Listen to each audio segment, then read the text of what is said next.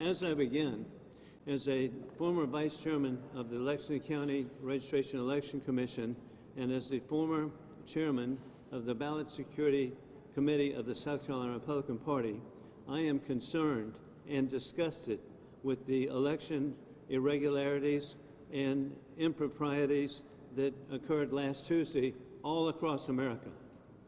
South Carolina, though, we should be grateful our county and state officials here are to be commended for working to follow through with law, with adequate representation for counting of absentee ballots and being prepared to count absentee ballots on Election Day, and the timely counting of ballots and until their conclusion without interruption, which you would think would be obvious, but that's not what has happened around the country. Additionally, they successfully fought duplicitous lawsuits to eliminate witnesses that would, on signatures of absentee ballots, and they objected to the nefarious efforts to stop absentee ballot signature comparison by a very biased U.S. District Judge in Charleston, my hometown, where I was born anyway. I appreciate the constituents and poll workers for developing common sense safeguards for the fair and free elections of South Carolina. This delegation today supports common sense legislation that will require a photo ID for voting in person, as well as strong requirements for states to update registration rolls to eliminate those who are deceased and those who have moved out of a particular jurisdiction. I have also looked forward to continuing to work with the delegation on legislation that would address any additional improprieties that have arisen in this election. Our office plans to address additional concerns to ensure fairness of future federal elections, and I plan to work to establish a number of different initiatives. We should be providing for voter fraud hotlines, which would be established where 30 days before the election, we would have the ability for 6 weeks with 3 different lines, for Democrats to call a line, for independents to call a line, for Republicans to call a line. Next, we support transparency. There should be implemented laws to stop the covering up of windows to conceal vote counting, which we saw in Philadelphia.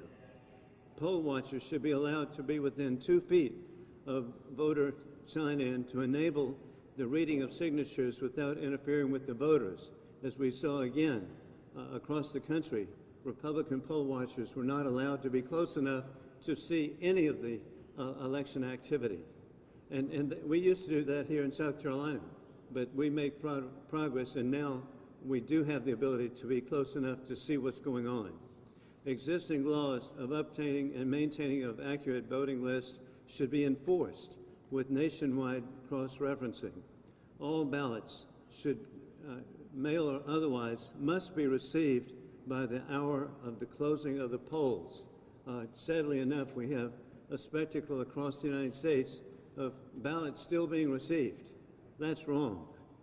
The ballots should be at the time, and we're not trying to run state government, at the time of the conclusion of voting within the states, respecting that the election is a state law, not federal, but with the federal names on the ballot, we have a keen interest that it be done legally. Efforts should be made to require for mail-in absentee ballots to have their exterior envelopes reviewed and removed for counting on Election Day. And again, South Carolina did right. But can you believe that the absentee ballots in New York are going to be counted on November the 16th? That's wrong. It should be Election Day. And hey, it can be Election Day. Even states like Texas and California and also Florida, much larger states, and they were able to count the ballots. The counting of ballots must be continuous until the final votes are counted without intervals of delay. And you think, well, that makes sense, except in Fulton County, Georgia, last night, they announced to the Republican poll watchers that they would stop counting ballots at 10:30, everything's fine. It was not. They kept on counting until 1:30 in the morning. And so over and over again, we see things that defy common sense, but do have a common purpose, and that is to disrupt the American political process.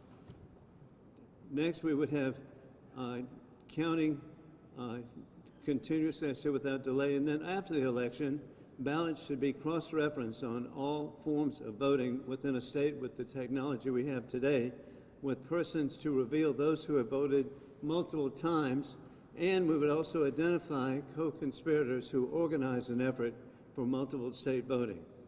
I respect the proper constitutional role of states conducting elections, but with the federal election on the ballot, federal officials have a duty to uphold fair and free elections, and the violators of this should be prosecuted to the fullest extension of the law with substantial fines and incarceration, including any and all co-conspirators. And now it's my honor, again, what an honor I have, to introduce our colleague who is living history. State Representative Nancy Mace, who is the Citadel's first female graduate, is making a history again as the first female Republican in South Carolina to be elected to Congress. She prevailed in the most expensive congressional race in the history of South Carolina. Leader Kevin McCarthy, our conference chair Liz Cheney, our whip Steve Scalise, Governor Henry McMaster, and former Governor Nikki Haley, along with Lieutenant Governor Pamela Evett and Attorney General Alan Wilson, always have had faith in her victory and her capability to serve. She joins other Republican women in South Carolina who make a difference. Since State Representative Nikki Haley of Lexington was elected America's second Asian American governor and the first female governor in South Carolina in 340 years. And also additionally, just 50 years ago in 1970, before we even had Republican primaries, I was grateful to nominate Sherry Shealy of Lexington County at a convention to be Lexington County's first female legislator, and despite being advised Republican women could not win, and with her age being a question too of age 25, she was able to defy all odds to serve with distinction. So Republican women make a difference, and that's why it's so humbling and inspiring to be here with the Congresswoman-elect, Nancy Mace, who already across Washington, across the United States, has received the highest accolade that you can think of in Congress, the good Nancy. Thank you. Thank you, Congressman Wilson. And this afternoon is so important. It's an honor to be with my new colleagues in Congress. It's still a few days afterwards, can't believe it. And I'm honored and exhilarated and have a lot of energy. But South Carolina should really be the cornerstone or be the example for other states to follow. We did a great job under extraordinary circumstances under COVID-19 of handling our election process. Unfortunately, there are many states across the country where voters had very little confidence in the process. And the American system of voting is only as good as the public's confidence in it. And there is a large portion, a large segment of voters across the country who are worried about their votes being counted. And there is a large segment of the population who is worried about illegal votes being counted, or the propensity for voter fraud in states that send a ballot to every person on the voter rolls, that haven't had their voter rolls cleaned up in a very long time or in years or decades. And as legislators, it's incumbent upon us to ensure the integrity of our elections, to ensure the integrity that every vote, every legal vote is counted and every illegal vote cast is discarded. I mean, this isn't complicated and it isn't hard. And it's up to the states to make those decisions. But at the federal level, we can offer guidance and legislation to be able to do this. And I'm honored to have the opportunity to work with my colleagues to see the South Carolina delegation, Republican delegation, come together and lead on this issue, to lead the country on an issue that is just so important to every single citizen in our nation. And it's a true honor. And I think it's really important what Congressman Wilson said earlier about transparency, ensuring that not just that both sides, Republicans and Democrats, have an opportunity to be within feet of ballots being counted. It shouldn't be one side or the other. This is really a nonpartisan issue. The assurance that there's a voter ID associated with your voter registration or your ballot when you're voting for a federal election is another important component to some of this legislation that's going to be coming through that will be filed. All of these to ensure that every legal vote is counted and illegal votes are discounted. And so I'm honored to be here today. Thank you, Congressman Wilson. And who's up next? Who do we got? Anyone? You get to say something nice about Jeff Duncan. Okay, Jeff Duncan. Well, lastly, I want to say thank you because everyone up here, every member up here was very supportive of our race. It was extremely tight. I knew going into it we were dead even, and we pulled it out with 1.26% and just over 5,000 votes, and I could not have done it without the help of every member up here today, and Drew McKissick and Hope Walker, and thousands of people that signed up to volunteer and help us get out the vote. And I know how important the integrity of our elections are to ensure those votes were counted. And I'm honored to be up here today with Jeff Duncan. You're up next. Thank you so much. Well, first off, let me thank everyone for being here in a historic building, our state's capital, on a very historic time when we are trying to figure out who won the election last Tuesday. The mainstream media doesn't get to call elections. The electorate do. And every legal vote needs to be counted. I want to thank Joe Wilson for putting this press conference together and giving us a chance to weigh in on some legislative priorities that we see that are important for this nation. I want to thank Drew McKissick and the hard work you and Hope did to help re-elect this delegation and elect a new member. I look forward to serving with you. Nancy, you're going to be a great member of Congress. And Penry, congratulations to you as well. In the Senate and maintain seats in the State House, and it's just a good day. One of the important things that happen across the nation that is missed by most of the media is that state legislatures stayed in the hands of control of Republicans. That's important as we head into redistricting after a census. I think that's missed too many times during this time. There's a lot of conversations going on about the presidential election. There were irregularities, possibly improprieties, and I think the president and his team is right to ask for these things to be investigated. I remember 20 years ago, November 7th, year 2000, we had a presidential election. I was in the hospital with my wife who had my youngest son, Parker, on that day, watching the TV after his delivery, wondering who was going to be our president. At that time, we gave who the mainstream media had dubbed President-elect Al Gore over 30 days to actually look at the vote count and determine who was elected president of the United States. If we were able to give the Gore campaign 30 days or more, what's the rush to anoint the former vice president as president of the country when there were so many computer glitches, improprieties, pauses, and extreme ballot numbers that were turned in this historic election? We need to get this right. America needs to get it right because it is the integrity of our election system that's at stake. Regardless who is president, whether it's Donald Trump or Joe Biden, the integrity of our election system from this day forward is the most important thing we can focus on. Because Americans have to have confidence, and people around the world have to have confidence in the American electoral system when we're electing the President of the United States, members of Congress, United States senators, and all the way down to city councils and school boards. It's that important. You heard Congressman Wilson lay out a number of legislative priorities. I've long been a supporter of voter ID. I think it's important. You can't get on an airplane in this country without an ID. You can't open a checking account in this country without an ID. This is one of the most important civic functions that we as Americans can do, and that is to cast our ballot for people that are going to represent us either in the state capital or the nation capital or even back home in our local cities and counties. So I definitely support voter ID laws. I support all the things that Joe talked about earlier, and I'll add one other thing. Had a great conversation with the Lieutenant Governor, Pamela Abbott, yesterday. And we got to talking about the voter rolls, the registration rolls. And an idea came out from that conversation is that we need to look at purging our voter registration rolls periodically.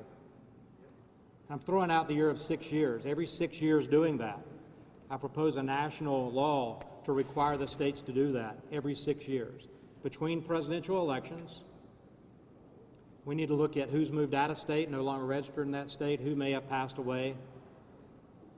It's important to make sure that only legal residents of the county that they reside in and the states that they reside in cast votes and not anyone else.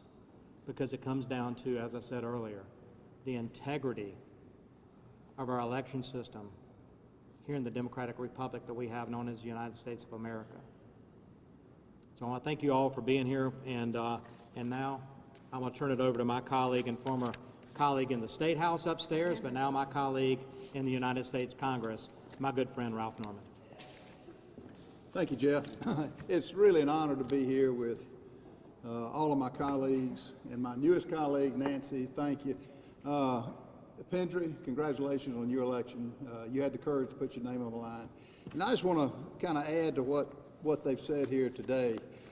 Congressman Wilson, you've done a great job of laying out some principles that are really pretty basic that should be all over the country. You know what's amazing to me, as Jeff mentioned, the press doesn't pick who our president is. Facebook doesn't predict or pick who our president is. Google doesn't predict who our president is. It's we the people, the preamble to our Constitution. We the people pick who our representatives are. Each one of us up here are products of we the people. But folks, it's got to be a safe election. It's got to be a bedrock principle to have honest and forthright elections. And you know, it's amazing to turn the news on and to hear concede. You know, I think it was a great president who mentioned you trust but you verify. We have an election once every 4 years. Why can Texas get it right with 19 million people? Why can Florida get it right? And all of a sudden you have these pivotal states who are all of a sudden having confusion. They can't verify. And it reminds me, and I just thought of it, I drove home from the airport, coming back from Washington. All of a sudden my car started smoking. Did I know something was wrong? I couldn't pinpoint it. Did I think something was wrong? Yes. What did I do? I stopped and got it to a mechanic. Now, this is, what, November 9th? We are 7 days past the election. January 20th is when the presidency turns over. December 15th is when the electors pick in each state. And as Jeff mentioned, 20 years ago, Al Gore questioned it, and he was right to question it. They took the time to check the hanging chads. Now, folks, I call on every Democrat to welcome this scrutiny, welcome the verification, welcome integrity and sunlight on this process that has been turmoil, particularly with the mail-in ballots. As Nancy says, it's not that hard. It's not that difficult. And somewhere along the line, it's gotten to be a hazy rush to judgment, rush to name somebody and to give in. I'm glad this president is not giving in. We're not going to give in. We're fighting. We're going to fight. We'll continue to fight for an honest, fair, verified election. And why not? This is for future races. This is not just for this election. This is for future races to have integrity and to have honesty and that people have confidence in. If we lose this, the honesty of an election, or the smoke as it came from my car that I thought I had something wrong, and I did, if the smoke is not cleared up, we might as well be a Venezuela, we might as well be a Cuba, and we might as well just say goodbye to honest and fair elections. I hope all this turns out well, but let's trust, but let's verify. And I want to thank you for covering this. I'd like to call on my good friend that we serve with, Tom Rice from Myrtle Beach. Thank you, Ralph, and thank you, Joe, for putting this on and give us an opportunity to express our feelings about this election. And Ms. Mace, what an honor it will be to serve with you. Congratulations on your election. You know, takes a lot of chutzpah to put your name out there and to drag through all this. And a lot of times I spend out campaigning for people. I'm encouraging folks to go vote. And too often in our elections, people just don't show up, you know. A lot of times we'll have elections and 20% of the voters will show up to express their opinion. Not this time. We set records, right? I mean, people, they had early voting across my district, and people would go stand in line for an hour or 2 hours or 3 hours waiting to vote. And on the day of the election, it was even more than that. I went and traveled around the polls, shook people's hands. It took a lot of effort and time. Things they could have been doing, spending time with their families or going to work or doing things that they wanted to do, but no. They wanted to carry out their civic duty. We have what they call a representative government. You know, the people, the representatives are answerable to the people. How? Through their vote. But it only works if their votes count, right? It only works if we have a system where everybody's vote counts. So we have to have accountability. We have to have equity. We have to have fairness. If all these folks who went based on my pleading with them to go vote stood in line for 2 or 3 hours to get their vote in, and then they get cheated because somebody who's unscrupulous slips in 1,000 votes here or 500 votes there or 200 votes there and makes their effort in vain, right? And if people start feeling that way, if they start feeling like, gosh, why would I spend this time because the elections aren't fair anyway, I'm only going to be cheated, then why are they going to show up to the polls? Why are they going to participate in our process? And our democracy fails. So, we have to do whatever it takes to ensure that this process was equitable in this last election and is equitable going forward, or we can expect repercussions from that. You know, Joe Biden got up and gave a really, charming speech when the press called his victory on Friday. And you know what he said? The most important thing, the thing everybody wrote, the headline the next day. It's time to heal. That's what he said. You know, the last 4 years has been about confront, disrupt, resist. But now he's elected, and it's time to heal, right? So I can promise you this.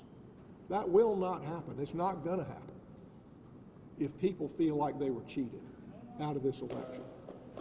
That will not happen if people don't feel like our election was carried out in a fair and equitable fashion. People referred to Bush v. Gore in 2000. I think that was 47 days. We're at day 7. Not only I'm so glad that there's a fighter in the White House who's willing to make the effort to ferret this out, because I promise you millions would lose faith if that wasn't the case. And if Mr. Biden really believes his words, if he really believes that, then he should be fighting to make sure that this was done equitably and that every vote counts. Thank you, Joe. Thanks for coming.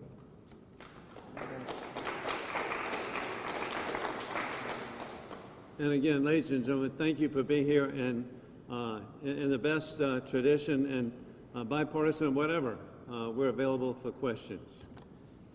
Can you respond to those who say that all of the proposals that you just unveiled today run in the face of states' rights, the state legislatures, courts being able to decide these matters? Absolutely. Again, this is substantially state, but as we have with the Voting Rights Act, which is legitimate legislation, there is a federal role.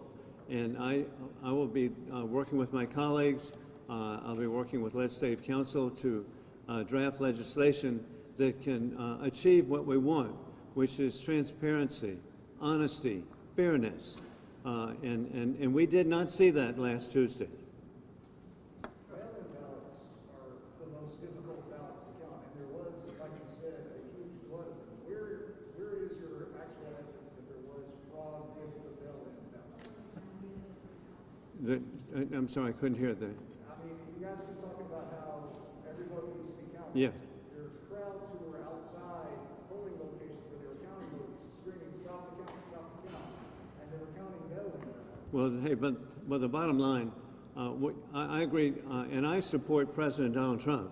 He is dead correct, and that is that he wants all legal votes counted. I've discussed that recently at Rotary, and you count all legal votes, and then to make sure it's the judiciary that will determine the outcome of counting legal votes.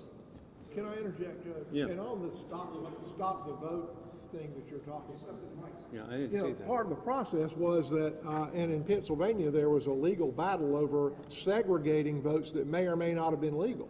And there's very great concern that existed on the day that you're talking about, and even today, that the officials in Pennsylvania were not complying with that. So the folks wanted them to count the vote, stop the counting until they made sure that those ballots were segregated so that they knew how many votes were cast illegally and should be cast aside. Yes, but those votes weren't necessarily deemed illegal, they were just deemed we need to look into these. Right, they needed to be set aside so that people knew how many votes they were, where they came from, and if they were legal or not. Let me say, by your very question, that's just what we're talking about, verifying it.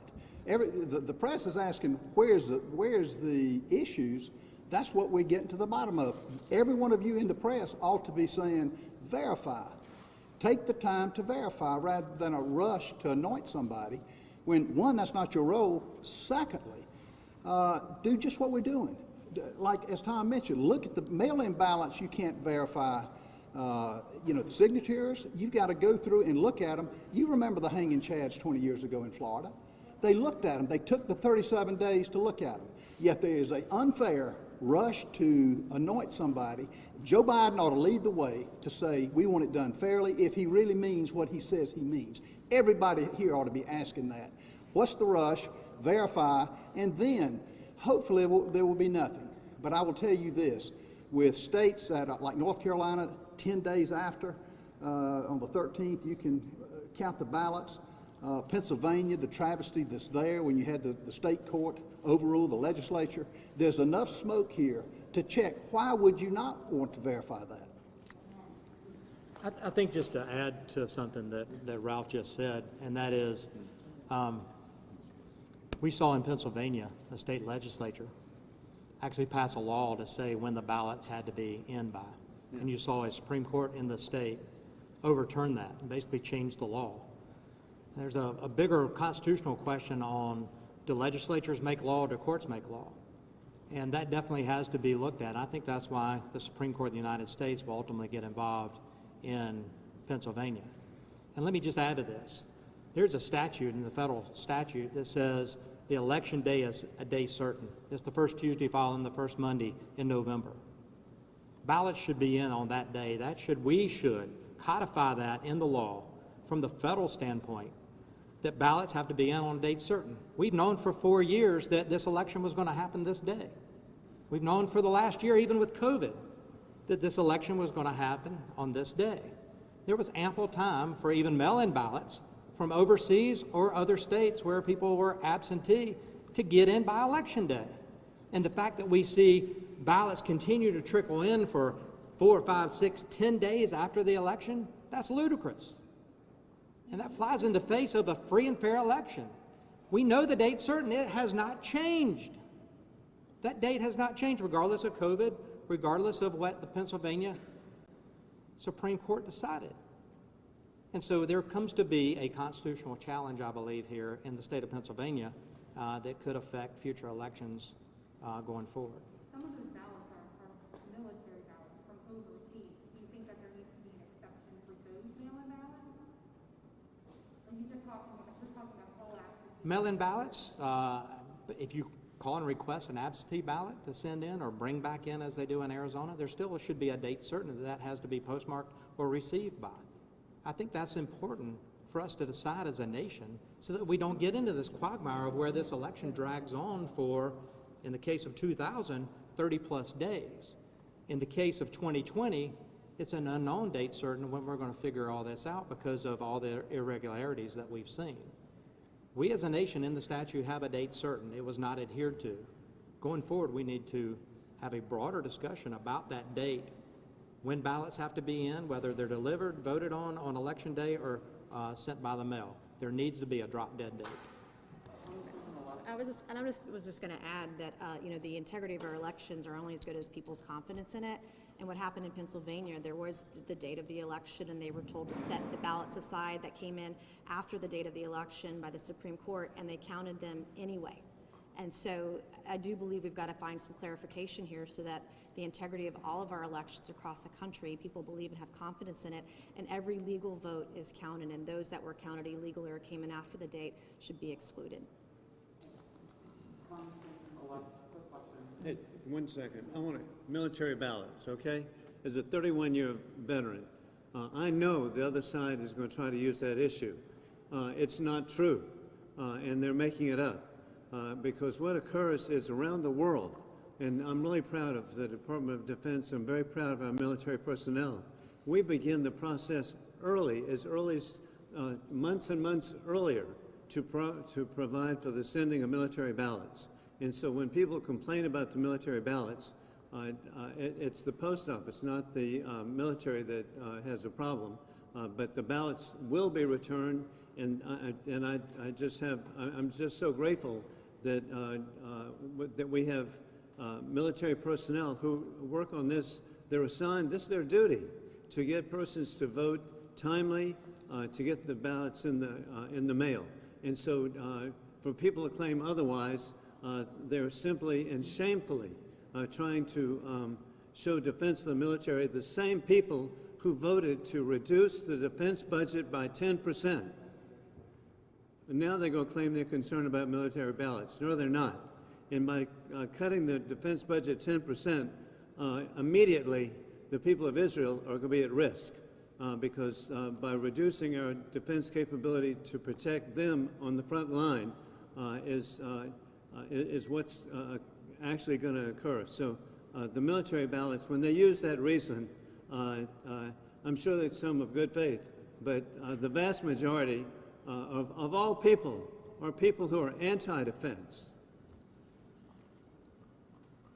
Congresswoman-elect, some of your colleagues are just referenced you as Congresswoman-elect, although the certification process in South Carolina doesn't happen until tomorrow. With that trust and verify argument, should they not be addressing you as such? What was the question, the end of it? What was the tail end of it? But votes haven't been certified yet in South Carolina until tomorrow, I believe, yet your colleagues are calling you Congresswoman-elect. Is that too early with the trust and verify argument that they were saying to be addressing you? Yeah, no. In South Carolina, we've done an amazing job of ensuring the integrity of our elections, and I have full confidence in the process. Even last week, we had a few thousand ballots in Dorchester County absentee that we were having trouble counting, and that was resolved by 10 a.m. Friday morning by state law, which was what it was required to do, and the state did that. And they had the provisional ballot counting process as well on Friday, and so full confidence in the process. The state of South Carolina has done a great job, and there are no questions about who won the election in South Carolina. So. And her opponent's already conceded. He's already conceded. That's right. It would have been up to him to raise the issue. But folks, let me just say this. This phone is an amazing device. It tracks people. It does unbelievable things. If we can put a man on the moon, we can devise a fail-safe proof ballot process so that Americans, there's no question about if somebody is legitimately voting.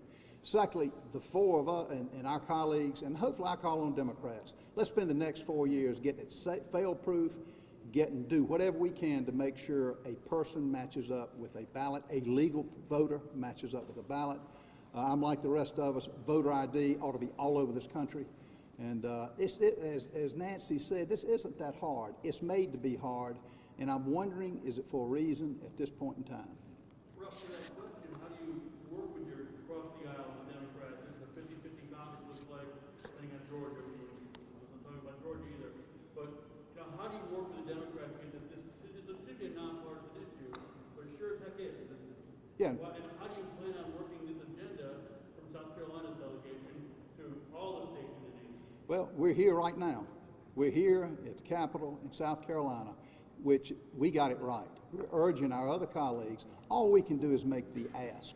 I'm publicly making the ask for all of our Democratic colleagues to come on board and say, we don't want any smoke or questions. We want it honest, because this is really, it's about this election, but not really. It's about future elections. Having this fail-proof ballots where people have confidence. And as Tom said, if we lose that, the confidence level of our voters, their decision is going to be, why should I go to the polls if it's a foregone conclusion on who wins? And right now, it's kind of ironic, the headwinds that this president has faced with the social media banning and the media itself being so opposed. He's faced challenges that no other president has had to face. But the bottom line is safe elections, legal ballots. We lose that, we're another rogue country as Venezuela and as Cuba. If the court system is exhausted, if all the lawsuits before the courts are exhausted, if all the votes that you all are asking to be verified are indeed verified, and Joe Biden is the winner of the presidency, is that a fraudulent election, or do you agree that he is then the winner? Or do you believe that he is? Once everything's, no, that's just what we're saying. Once everything's exhausted, once it goes through the... Oh, absolutely. I do not hate Joe Biden. I do not like his policies. But that being said, yes, we will accept. And by the way, all of us up here, we will accept it. That's not what happened 4 years ago. They never accepted this president, which is wrong. So then the critics then who are saying 4 years ago you all won the White House, why is it happening now? Why are you bringing this up now? Because If look, it wasn't, if 2016 wasn't a fraudulent election, why? well, it could have been brought up in 2016. It could have been brought up and that we would have gone through the same process. Now we've had enough smoke, if you can use that analogy, that there's discrepancies we have to get to the bottom of. A lot more, just like the hanging chads we did 20 years ago. Had it been brought up in 2016, we support an honest process. This process last Tuesday, it needs to be borne out whether it was honest or dishonest. And hey, we have, what I'd like to is, we have one more question, okay? And, but also I want to point out there were legal challenges to President Trump's election, and the challenges in Michigan by the Democratic Party, and they were all dismissed.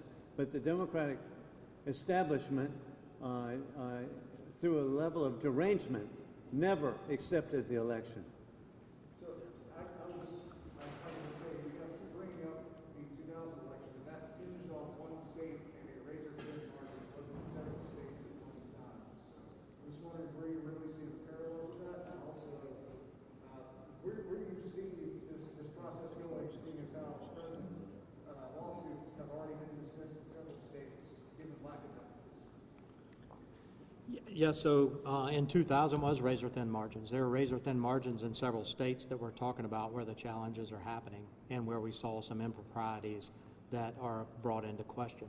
And that's where the legal challenges are happening, whether it's a computer glitch in Michigan, whether it's a pause in Pennsylvania and Georgia. A number of things need to be looked into. It's no different. 2016, they looked into some things. Trump had an overwhelming electoral college majority. In 2000, they looked into Broward County, Dade County, where the razor-thin margins occurred. And so, you know, the question I ask, I'll go back to what I said earlier, what is the rush?